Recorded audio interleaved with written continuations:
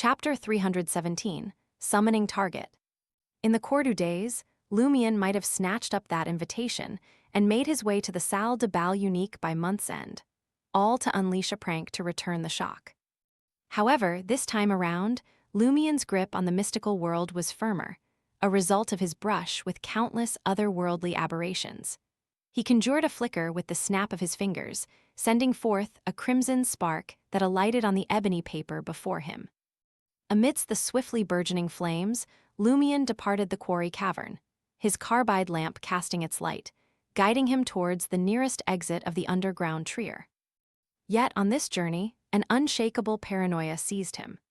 The moss on the rocky walls, the unseen insects within the shadows, even the intangible entities that traverse the air, it was as if Monette's eyes bore into him from all angles.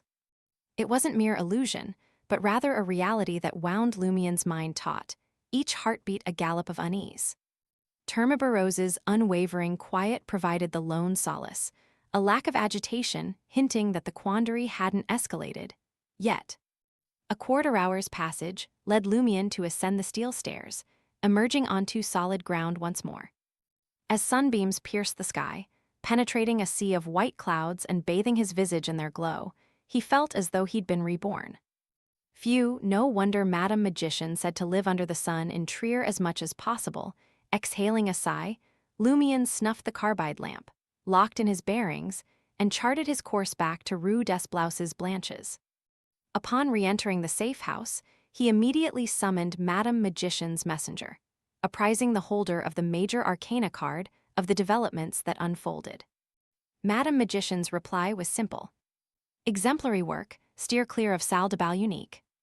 The Lord's Angel of Time shall keep vigilant watch over this affair. Why would Mr. Fool's Angel of Time direct his attention towards Salle de Bal Unique? Is there indeed an Angel of Time? The angelic entity whom the charlatans of Salle de Bal Unique revere bears a link to Mr. Fool's Angel of Time. Or perhaps an animosity?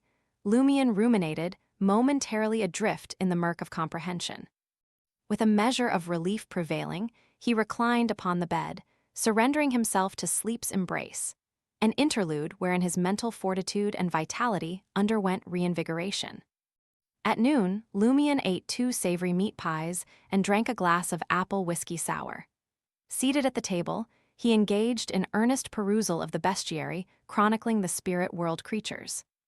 As he raced through the pages, a sleek black fountain pen danced in his hand, crafting purposeful circles on the paper to accentuate potential candidates. After over an hour of intense scrutiny, Lumion distilled a preliminary list of 50 to 60 spirit world entities boasting suitable attributes and modest threat levels. Following the breadcrumbs of indicated page numbers, he retrieved the source manuscripts and embarked on meticulous research. Intermittent breaks punctuated his reading. As evening painted the sky in hues of twilight, Lumion at last concluded his meticulous perusal of the source materials, now in possession of their profound knowledge. A final selection had been forged. First in line was the abscessed hand. This enigmatic spirit, once shrouded in legend across the southern and central parts of the world, had been conjured by aficionados of mysticism, leaving a trail of lifeless bodies in its wake. From crime scene accounts, the fallen were strewn across the forest expanse. With the exception of those initially claimed within a hunter's lodge, the remaining deaths occurred nearly simultaneously. This revelation hinted at the abscessed hand's swift transitions between victims, throttling one soul and in a heartbeat, lunging towards its next quarry. Dream divinations unveiled a bluish-black, gangrenous hand, swollen and oozing with putrescence.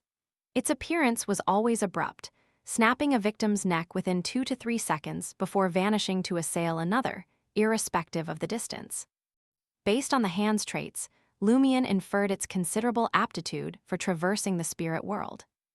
As for its danger level, Madame Magician's accounts deemed it commonplace, bound by the constraints of the summoning ritual. Nevertheless, a significant detail stood out from the Major Arcana card holder. It's suspected to be a fragment of something greater. Severed hand? Could its kindred comprise severed legs, heads, torsos, and innards? What would happen when these fragments converge? If reassembled, what would manifest? Lumion scoured the index in vain, failing to unearth analogous entities.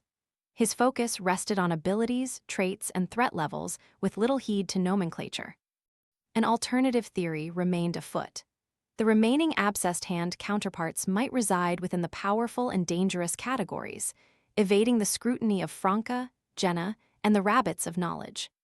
Should the anticipated spirit world traversal prowess prove elusive, or if the cost demanded an untenable toll, Lumion had an arsenal of alternatives at his disposal. With regards to disguising abilities, he found a peculiar fondness for a spirit world creature known as the Headless Bride. This mythical tale was woven within the heart of the Hajenti kingdom in the southern continent. It began with the story of a young girl who dared to elope with her beloved. In the shadowed chambers of their hidden nuptials, her kin unveiled the shrouded ceremony.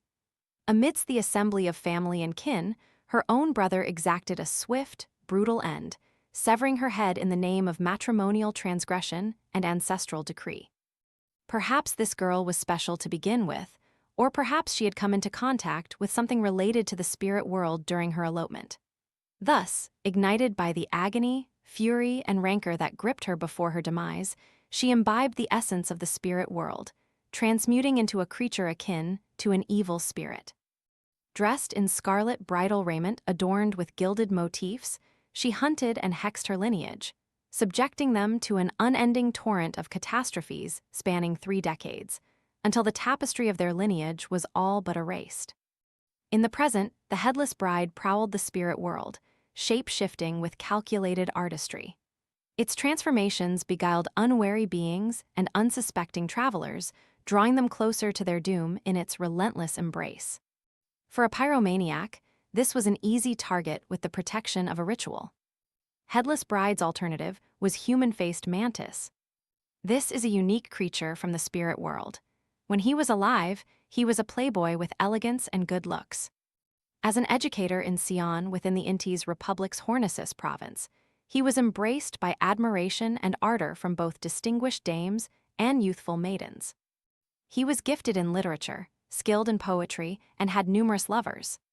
This idyllic existence found an abrupt termination when a spurned spouse denounced him to the church as a warlock, accusing him of employing sorcery to control his wife. Agents dispatched by the Eternal Blazing Sun Church probed into the matter, gathering accounts from a multitude of local men. Astonishingly, their testimonies echoed the allegations in the complaint letter. Strangers to one another, these men's narratives converged in unsettling symmetry. In contrast, the dames and young maidens adamantly attested to their willing involvement, fervently defending the playboy's actions. Amid simmering resentment from the local men, the trial raced to a conclusion. The playboy met his end at the stake. Upon later investigation, officials confirmed his innocence, unveiling the accusations as a construct of collective envy and enmity. It suggested that an instigator was behind the scenes.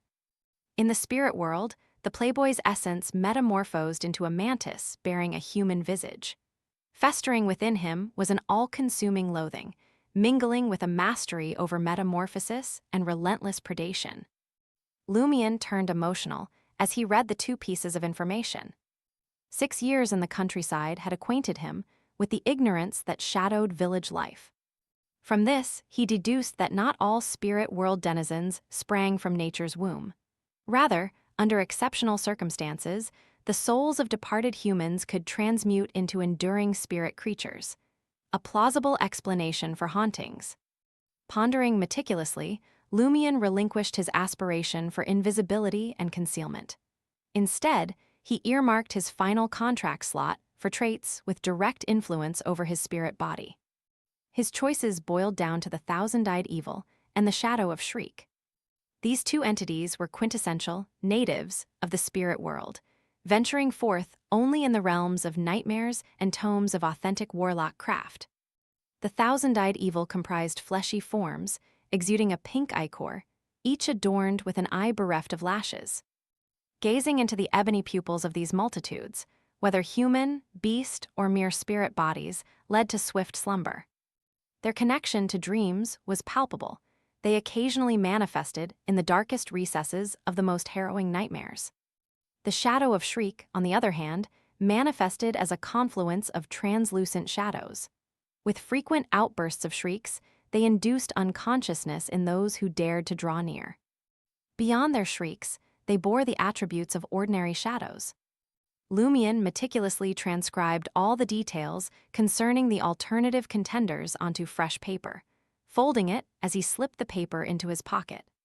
He lingered within the precincts of Salle de Bal-Brise for a period, eventually departing from Avenue du Marché around 10 p.m., navigating the pathways along Rist docks. He ultimately gained entry into the two-story edifice he had once reduced to smoldering ruins. Though the inferno that had previously ravaged the building had long since been quelled, the structure now stood cloaked in inky darkness and utter desolation. Recognizing that his intended audience was none other than Mr. Fool, rather than the entity called Inevitability, Lumion had no intentions of executing the summoning ritual underground. This strategic choice was to avoid any potential encounters with the odd and dangerous swindlers of Salle de Bal Unique. His primary objective was to locate a secluded enclave, far removed from prying eyes. This calculated approach would ensure that even in the event of an unforeseen mishap during the conjuration, should the summoned entity lose control, the collateral damage would be contained, thereby facilitating a swift resolution. Having meticulously arranged a relatively unscathed chamber ensconced within the obsidian heart of the decrepit building, Lumion proceeded to meticulously arrange the altar. Relying on the insights gleaned from his role as a contractee, Lumion diverged from the norm by invoking 2 additional candles, each symbolizing a deity. In this ritual, Mr. Fool was both the focal point of supplication and the solemn observer. With a wall of spirituality set in place and candles aglow, Lumion didn't rush to commence the incantation. Instead, he extracted an iron-gray flask from the inner pocket of his worn brown jacket. Within this flask, Lumion had ingeniously affixed a slender thread, its counterpart connected to the decency brooch that lay submerged within a pool of absinthe. This ingenious design facilitated Lumion's swift and precise retrieval of the sealed artifact. No clumsy maneuvering was required. A simple hook of his index finger and the Scotch broom brooch was within his grasp. As he tugged at the brooch, a burst of crimson sparks erupted, severing the knot binding the sealed artifact. Without a moment's hesitation, Lumion adorned the resplendent decency brooch upon his chest. He harbored the belief that brokering a contract with a denizen of the spirit world carried an inherent cost, akin to a form of bribery. In this context, Lumion hoped the decency brooch would assume a role of significance. Securely fastening the brooch, Lumion's gaze shifted to the trio of candles, silently ablaze before him. Drawing a deep breath, he steeled himself for the upcoming ritual.